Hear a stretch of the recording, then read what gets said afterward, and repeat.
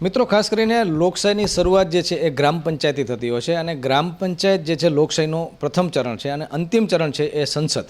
એટલે કહી શકાય કે ગ્રામ પંચાયતથી સંસદ ભવન એની વચ્ચે આખી લોકશાહી જે છે એ કેન્દ્રિત થતી હોય છે. અને ગ્રામ પંચાયતની ચૂંટણી મહત્ત્વની એટલી હોય છે કે કારણ કે લોકો સીધા પોતાના સરપંચને ચૂંટતા હોય છે.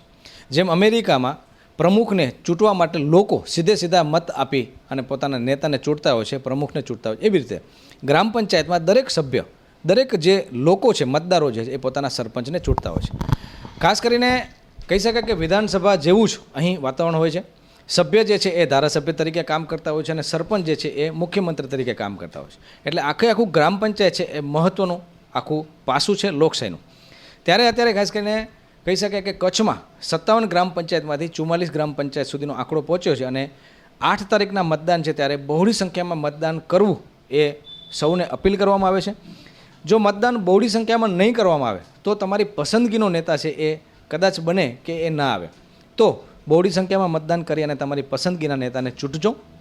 8 તારીખના તમામ કામ છોડીને માત્ર 10 મિનિટનો સમય ફાળવવાનો છે ત્યારે અપીલ કરવામાં આવે છે કે બહોળી સંખ્યામાં આપણે આપણો પવિત્ર ફરજ છે મતદાન જે છે એને મતદાન કરશું. મિત્રો ખાસ કરીને પટેલ ચોવીસીમાં મહત્ત્વના ગામ પૈકીનું એક ગામ છે મિર્ઝાપર. અને મિર્ઝાપર ગ્રામ પંચાયતમાં અત્યારે ચૂંટણીનો માહોલ બરાબરનો જામ્યો છે. ત્યારે ખાસ કરીને મહત્ત્વનું પાસું એ છે કે આ જે પેનલ છે નવનિર્માણ એના પ્રણેતા તરીકે તાલુકા પંચાયતના સભ્ય વિનોદભાઈ વરસાણીએ એમના ધર્મપત્નીને પ્રમોટ કર્યા છે સરપંચ પદના દાવેદાર તરીકે. ત્યારે આપણે સૌ પ્રથમ મળશું આપણે વિનોદભાઈ લાલજી વરસાણી, જે તાલુકા પંચાયત સભ્ય તરીકે અત્યારે ચૂંટાયેલા છે, જવાબદારી નિભાવી રહ્યા છે. તો આ પેનલના પ્રણેતા તરીકે વિનોદભાઈને કહેશું કે ગ્રામ પંચાયત ચૂંટણીમાં જંપલાવાનું કારણ શું. તો મળીએ આપણે વિનોદભાઈને. વિનોદભાઈ, સૌપ્રથમ હું તાલુકા પંચાયત ચૂંટણી લગભગ 15 મહિના પહેલાં સુખપર 2 ઉપર ભાજપના ઉમેદવાર તરીકે ચૂંટણી લડ્યો. એના પછી ગ્રામજનોની ફરિયાદો, ગ્રામજનોના પ્રશ્નો એ મારે પાસે આવ્યા. હું ગ્રામજનોની ખરેખર ગામની પરિસ્થિતિ હું પૂરેપૂરો વાકેફ થયો. પંચાયત ગ્રામ ચૂંટણી લડ્યા પછી 6 મહિનાની અંદર જ મેં નક્કી કરી લીધું હતું કે આપણે ગ્રામ પંચાયતની ચૂંટણી લડવી છે. હું મારા પત્નીને લેડીઝ ઉમેદવાર જાહેર થવાથી મેં મારા પત્નીને ઉમેદવારી તરીકે નોંધાવી હતી. ખાસ કરીને અત્યારે મેં જોયું કે 12 પેનલમાં 12મી જે છે 12 વોર્ડ જે છે તમારો 12 વોર્ડ બિનહરીફ થઈ ગયો. એટલે ગણેશ તો બેસી જ ગયા છે. કેટલો વિશ્વાસ છે કે કેટલી બહુમતીથી લોકો તમને આવકારશે? 4950 જેવું મિર્ઝાપરનું વોટિંગ છે. તો પટેલો બી 12 છે, તો 3500ની આસપાસ વોટિંગ થશે. ઓછામાં ઓછા અમને 2000 ઉપરથી લીડથી અમે જીતી જશું. તમને શું લાગે છે, કારણ કે આ પંચાયતની જે ચૂંટણી છે એ મહત્ત્વની એટલે કારણ કે વિધાનસભા હમણાં આવે છે 2017માં, ત્યારે આ જે ચિત્રણ છે એ વિધાનસભાને પણ ખાસ કરીને ફાયદો કરશે? હા, ચોક્કસ. મિત્રો ખાસ કરીને અત્યારે 2017ની વિધાનસભાની ચૂંટણી બહારને ટકોરા મારી રહી છે. એ પહેલાં મિર્ઝાપર ગ્રામ પંચાયતમાં નવનિર્માણ પેનલે ખાસ કરીને ઝંપલાવ્યું છે. અને અત્યાર સુધી વિનોદભાઈનું રાજકીય જે કહી શકાય કે એ થોડા સમય પહેલાંની વાત કરીએ તો વિનોદભાઈ જે છે એ સુષુપ્ત અવસ્થામાં હતા, પરંતુ તાલુકા પંચાયતમાં આવી અને એક જાણીતો ચહેરો બન્યા છે. અને એમણે આખી પેનલ ઉતારી છે અને ધર્મપત્ની એમના શાંતાબેનને જે છે એ સરપંચ તરીકે પ્રમોટ કર્યા છે. ત્યારે એની સાથે જાણીતા ચહેરા પણ છે અને અનેક લોકો જે છે આ પેનલને જીતાડવા માટે કહી શકાય કે કમર કસી રહ્યા છે. એમાં આપણે ગોપાલભાઈ ચાવડાનું પણ નામ લેશું, હરિભાઈનું પણ લેશું, હંસાબેનનું પણ લેશું અને અનેક નામી અનામી, કારણ કે અત્યારે બધા લોકોને મળી નહીં શકે, પરંતુ જ્યારે કાર્યાલય ખુલ્લું મૂકવામાં આવ્યું અને એ સંખ્યા જોતાં એમ લાગે છે કે 100% નવનિર્માણ પેનલ છે એ કંઈક નવું કરશે અને ગ્રામજનોનો જે વિશ્વાસ હશે એ પુરવાર કરશે. તો એ પહેલાં હું શાંતાબેનને મળું, જે સરપંચના ઉમેદવાર છે. એ પહેલાં હું વોર્ડ વાઇઝ જે છે નવનિર્માણ પેનલના સભ્યોના નામ ઝડપથી બોલી જઈશ. વોર્ડ નંબર 1માં લતીફાભાઈ ભચાયા નોડે, વોર્ડ નંબર 2માં કાંતાબેન હરીશભાઈ હિરાણી, વોર્ડ નંબર 3માં ભાનુબેન કરશન હિરાણી, વોર્ડ નંબર 4માં નયનાબેન કાંતિલાલ ગોરસિયા, વોર્ડ નંબર 5માં રમીલાબેન સુનિલ પિંડોરિયા, વોર્ડ નંબર 6માં કલ્પનાબેન પ્રતાપગર ગોસાઈ, વોર્ડ નંબર 7માં શિવજીભાઈ ભીમજી પિંડોરિયા, વોર્ડ નંબર 8માં ભીમજી નારાયણ ગોંડરિયા, વોર્ડ નંબર 9માં પૃથ્વીરાજસિંહ બળવંતસિંહ જાડેજા, વોર્ડ નંબર 10માં વાલજી ખેતા ગરવા અને વોર્ડ નંબર 11માં વિવેક ગોપાલભાઈ ચાવડા. અને મિત્રો વોર્ડ નંબર 12મો જે છે ઓલરેડી બિનહરીફ થઈ ગયો છે અને એક જે સભ્ય જે છે આ પેનલને ઓલરેડી મળી ચૂક્યો છે, જેનું નામ છે ભીલ ભૂરાભાઈ સંગ્રામભાઈ. હવે વોર્ડ નંબર 11ની અને સરપંચની ચૂંટણી થવાની છે. ત્યારે આપણે સરપંચ જે છે શાંતાબેનને મળી એ પહેલાં હું ગામના લોકો શું ઈચ્છી રહ્યા છે તો એનામાં પણ આપણે એક દ્રષ્ટિ કરીએ. એના પહેલાં મળીએ આપણે આહિર સમાજના યુવા એવા હરિભાઈ જે મારા મિત્ર છે અને ખાસ કરીને જાગૃત નાગરિક તરીકે ગામના પ્રશ્નો ઉપાડવા માટે સતત એ મને ફોન ઉપર અને અનેક માહિતી આપતા હોય ત્યારે હરિભાઈને મળી. હરિભાઈ, આપનું પૂરું નામ જણાવો. અરજી જીવા ડાંગર. જી, શું આ પેનલને સપોર્ટ જે છે નવનિર્માણ અત્યારે તમે કરી રહ્યા છો, કારણ શું? કારણ એ જ કે આમાં જેટલા સભ્યો છે એ બધા બહુ વ્યવસ્થિત છે અને જે કામ કરી શકે એવા છે. તમે કયા વોર્ડમાં અત્યારે જો રહો? કયા વોર્ડમાં? હું 12મા વોર્ડમાં રહું છું. બરોબર. ભૂતકાળની વાત કરીએ તો શું કામ થયા છે વિકાસના? 14 વર્ષ પહેલાં એક રોડ બન્યો છે, બાકી કાંઈ કામ નથી થયું. જી, તો આ પેનલ આવશે તો તમને વિશ્વાસ છે કે કામ થશે? પાકું. જી, કયા કયા મુદ્દા મહત્વના છે તમારા વોર્ડમાં? ગટર, રોડ અને લાઇટ. જી, તો વોર્ડ નંબર 12માં આપણે વિનોદભાઈને મળશું. વિનોદભાઈ, ખાસ કરીને અત્યારે એક નાગરિકની અત્યારે જે આહિર સમાજમાંથી આવે છે કે કાંઈ કામ થયું જ નથી, તો નગર એટલે કે નળ, ગટર ને રસ્તા, આ 3 શબ્દથી આખું શહેર બનતું હોય છે, ગામ બનતું હોય છે. તો એ વોર્ડ માટે તમારું શું કામ? હરીશભાઈની વાત સાવ સાચી છે. ગામ તળની અંદર ગટર લાઈન પટેલોએ પોતાના પૈસાથી કરેલી છે. કોઈ પણ ગ્રામ પંચાયતે આટલા વર્ષોની અંદર ગટરનું કાંઈ કામ કરેલું નથી. રસ્તાનું કામ પણ ગામ તળની અંદર જ્યાં પટેલનો રહેવાસી છે ત્યાં જ રસ્તા બધા બનેલા છે.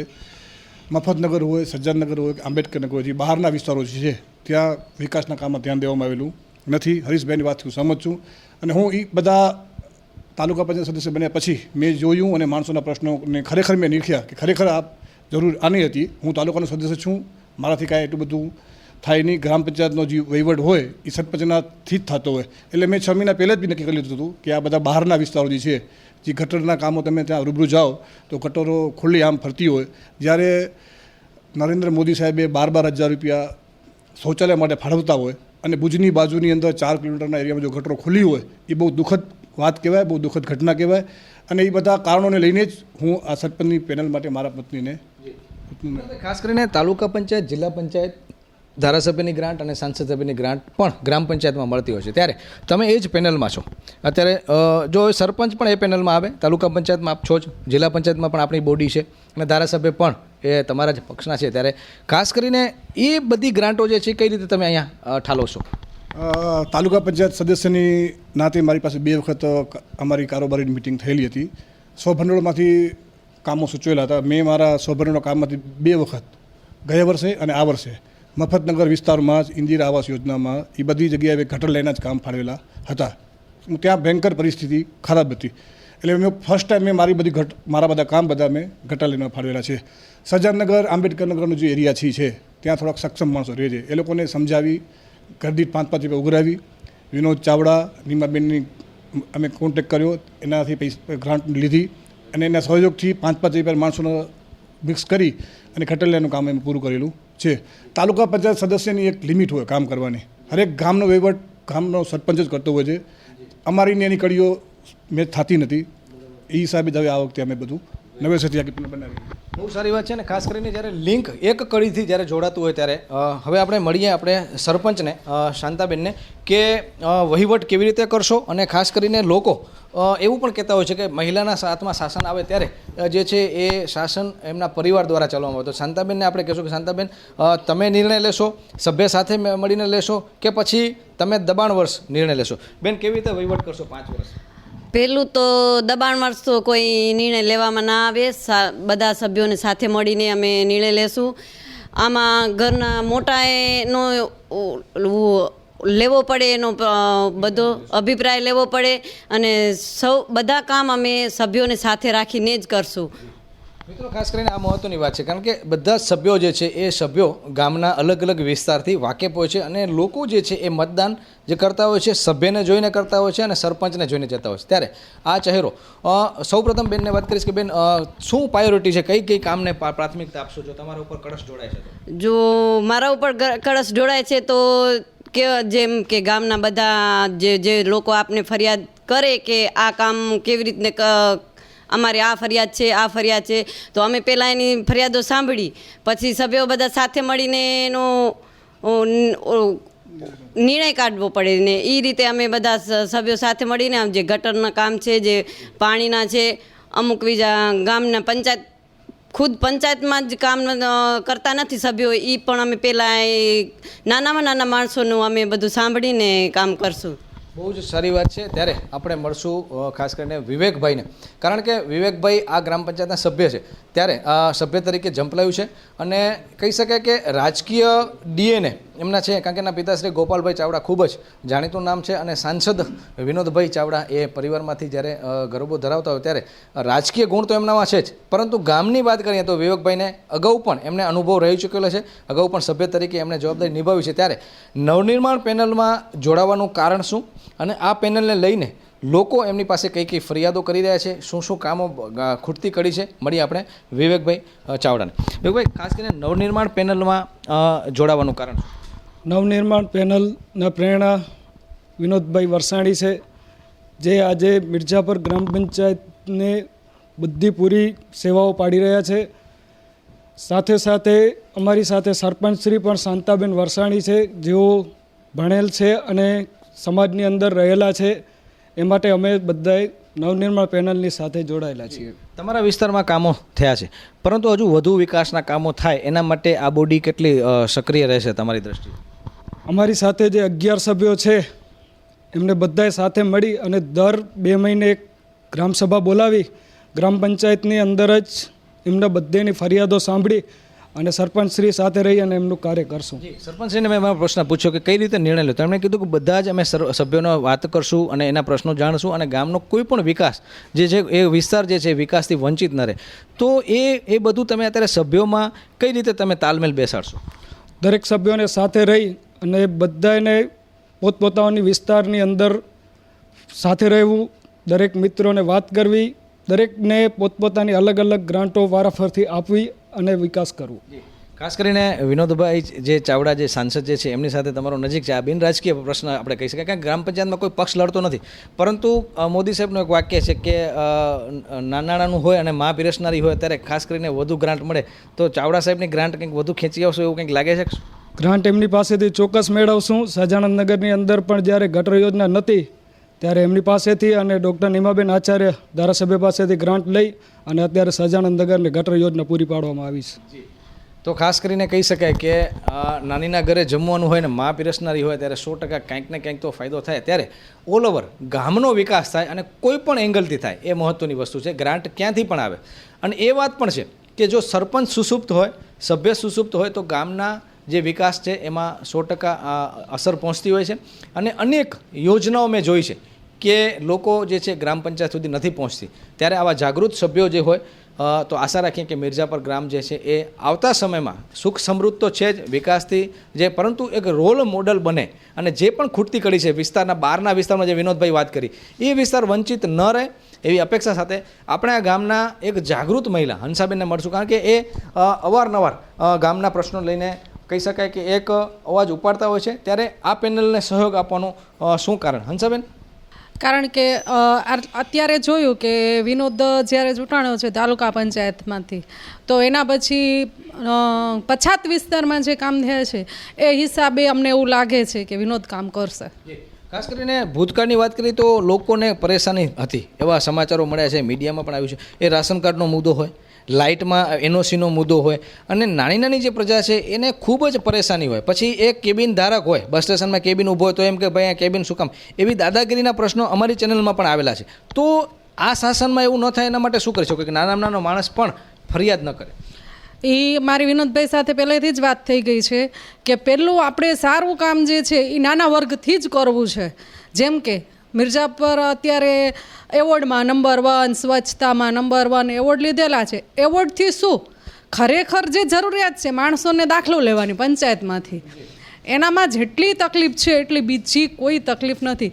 કારણ કે અત્યારે કોઈ ગ્રાન્ટ શિષ્યવૃત્તિ કે કંઈ મળતું હોય અને એના માટે દાખલો જોઈતો હોય તો ઘોઘી આવે નાના વર્ગને, આપણી ભાષામાં કહીએ કે ઘોઘી આવે. મિર્જાપરમાંથી દાખલો લેવો જેટલું નંબર 1 એવોર્ડમાં છે એટલું નંબર 1 દાખલો ન દેવામાં છે. તો મિત્રો ખાસ કરીને આ જે ગ્રામ પંચાયત જે છે એ નાના માણસોને લઈને જો ચાલશે તો 100% એના માટે કરશું. પરંતુ એક અનુભવી વ્યક્તિ જ્યારે હોય ત્યારે 100% આ પેનલ જે છે એ ક્યાંક ચૂકતી હોય, કારણ કે શક્ય છે કે આમાંથી અમુક વ્યક્તિઓ જે નવા પણ છે, શાંતાબેને પણ અત્યારે ઉમેદવારી, ત્યારે ગોપાલભાઈ ચાવડા એક જાણીતું નામ છે અને એમનો અનુભવ અને એમનું માર્ગદર્શન એ કઈ રીતે આપશે અને આ પેનલ ક્યારેક જો ચૂકશે અને જો લોકોની ફરિયાદ આવશે તો કઈ રીતે કાન આમળશે, તો આપણે ગોપાલભાઈને પણ મળીએ. ગોપાલભાઈ, ખાસ કરીને અમુક જે વર્ગમાં મેં જોયા છે કે તો નવા પણ લોકો છે, તો એને તમારું અનુભવ અને માર્ગદર્શન કેવી રીતે મળતું રહેશે?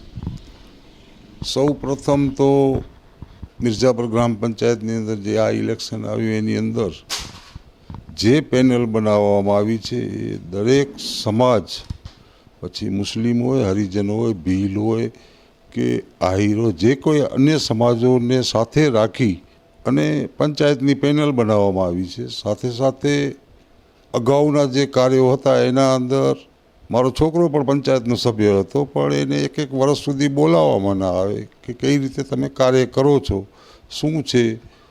એટલે વન સાઇડ જેને કહીએ કે નિર્ણયો લેવામાં આવે, ઠીક લાગે ત્યાં ગ્રાન્ટ વાપરવામાં આવે.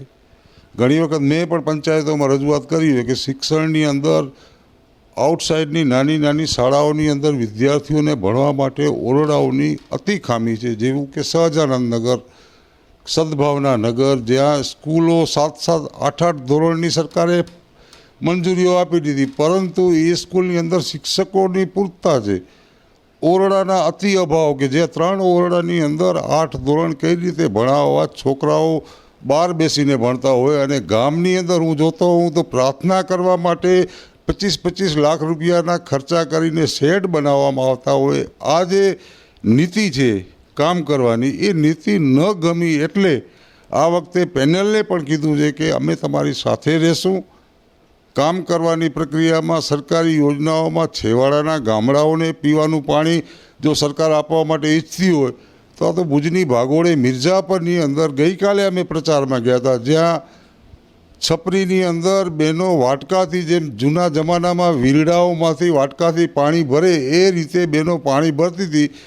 ત્યારે મને આત્માને દુઃખ થયું કે અમે આ ગામની અંદર રહેવા લાયક નથી. એટલા માટે કે આવી તકલીફો જો હોય અને વહીવટ પંચાયત જો આ નિવારણ ન લઈ શકતી હોય, એટલે તાત્કાલિક મેં એમપીને ફોન કર્યો કે વિનોદભાઈ, પરિસ્થિતિ અતિ વિકટ છે આઉટસાઇડમાં. તો વિનોદભાઈએ પણ મને એવું કીધું કે ભાઈ, કે તમે ચૂંટણી પતી જાય પછી મને વાત કરો, એટલે હું તમને એ દુઃખની વેદના જે છે એ પૂરી પાડવા માટે પ્રયત્ન કરીશ અને ગ્રાન્ટ ફાળવવા માટે પણ હું પ્રયત્ન કરીશ.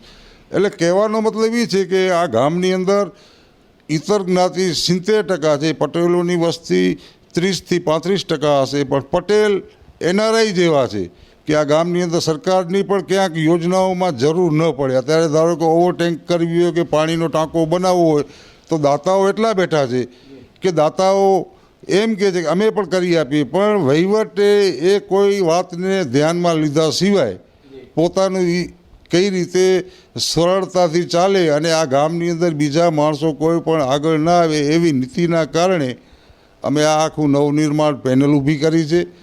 અને આપના માધ્યમથી હું મિર્ઝાપર ગામને વિશ્વાસ આપું છું કે આ ગામની અંદર 5 વર્ષનું જો શાસન મળશે તો 5 વર્ષ પછી આ ગામ છે એ નવો સૂર્ય ઉગ્યો હશે એવું આપને પણ દેખાશે અને પ્રજાને પણ દેખાશે. સાથે સાથે આ ગામની અંદર ઘણા બધા એવા પ્રશ્નો છે કે ગામની અંદર રોડ એટલા બધા ઊંચા થઈ ગયા છે કે ઘરોની અંદર પાણી જાય છે સિમેન્ટ કોન્ક્રીટના રોડથી. જ્યારે આઉટસાઇડની અંદર 3 મીટરનો રોડ બનાવવો હોય 30 મીટરની અંદર તો પણ એ પણ નથી બનતો. જ્યારે ગામની અંદર ઘર ટુ ઘર જ્યાં આપણે કહીએ કે 30-30 મીટરના રોડ પહોળા બન્યા હોય, એટલે વિકાસની યોજનાનો નીતિ છે એ યોગ્ય નથી એવું મને દેખાણું. ખાસ કરીને ભૂતકાળની અંતિમ પ્રશ્ન પૂછું કે આપણે એવું લાગે છે કે અમુક નિર્ણયો આપ ખુદશાહી અને સરમુક્તશાહીની ક્યાંક છાંટ આવતી હોય, કારણ કે અમુક ચોક્કસ વ્યક્તિઓ પોતાનું કામ જે કે પોતાનું નામ રાખવા માટે એ પ્રજાને રંજાડતી હોય એવા પ્રશ્નો આવ્યા છે, તો એવું આ પેનલમાં ન થાય એના માટે તમે કેટલી તકેદારી રાખો? તકેદારીમાં એવું છે કે આ પેનલની અંદર જે કાંઈ અત્યારે વહીવટની અંદર હોદ્દેદારો આવશે, પેનલ જીતશે તો શિક્ષિત પેનલ છે, અંગૂઠા છાપ પેનલ નથી. ક્યારે પણ ચેકમાં ખોટી સાઇન કરી અને પૈસા કોઈક ઉપાડે અને ચેકની અંદર સાઇન કોઈક કરે એવી પ્રક્રિયા બને એવું મને દેખાતું પણ નથી. તેમ છતાં પણ અમારી જો કાંઈ સલાહ લેશે તો પેનલની અમે જ્યારે બનાવી ત્યારે જ કીધું કે દર 3જા મહિને આપણે આ મિટિંગ બોલાવવાની, પંચાયતની આવેલી ગ્રાન્ટોની સમીક્ષા કરવાની, કરેલા કામોની સમીક્ષા કરવાની અને દરેક સભ્યને પોતાના વિસ્તારમાં પ્રાથમિક જરૂરિયાત શું છે એ બાબતે ધ્યાન રાખી અને દરેક વિસ્તારને સાથે રાખી અને દરેક વિસ્તારમાં ગ્રાન્ટ ફાળવવાની અમારી ઈચ્છા છે.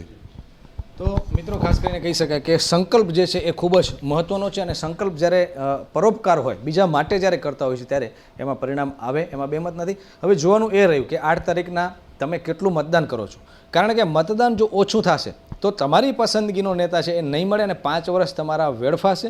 તો મહેરબાની કરીને ફરી એકવાર અંતિમ અપીલ કરું છું કે બહોળી સંખ્યામાં મતદાન થાય. 8 તારીખના તમામ કામ છોડી અને મતદાન કરજો, કારણ કે 11ના તમારી પસંદગીનો સભ્ય અને તમારી પસંદગીનો સરપંચ જે છે એ શપથ એને જાહેર કરશો અને આપના હાથમાં છે કે આપને 5 વર્ષ કોના હાથમાં સોંપવા.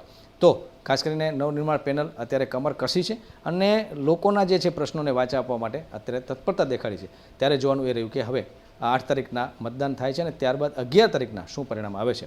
કેમેરામેન કલ્પેશ ગોર સાથે જયમલસિંહ જાડેજા, મહારાષ્ટ્ર ન્યૂઝ, મિર્ઝાપર.